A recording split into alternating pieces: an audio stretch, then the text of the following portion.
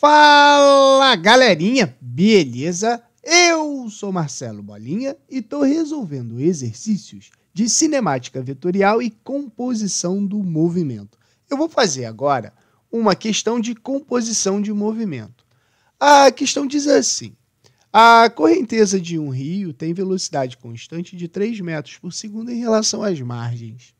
Um barco que se movimenta com velocidade constante de 5 metros por segundo em relação à água, atravessa o rio em linha reta do ponto A a outro ponto B, situado imediatamente à frente da margem oposta.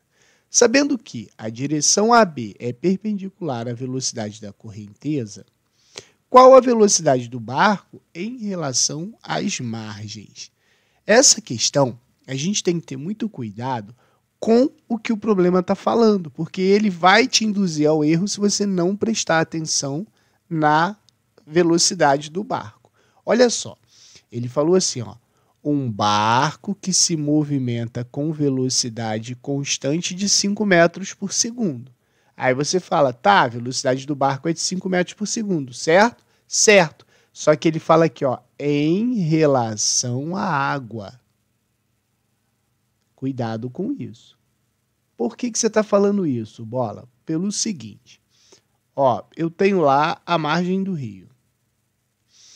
O problema falou que a correnteza, ela tem velocidade de 3 metros por segundo.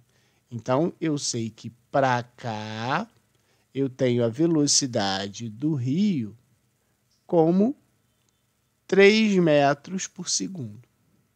E o barco, ele vai atravessar esse rio do ponto A ao ponto B. Como ele disse, a direção AB é perpendicular à velocidade da correnteza. Então, a gente tem que ter cuidado. A velocidade da correnteza é a velocidade do rio. Ela está nesse sentido. Então, ele vai atravessar nessa direção aqui. Só que ele quer a velocidade do barco em relação às margens. Então, olha só o que o problema está falando. Velocidade do rio é aqui. A velocidade do barco em relação à margem é aqui. E essa velocidade que ele deu é em relação à água.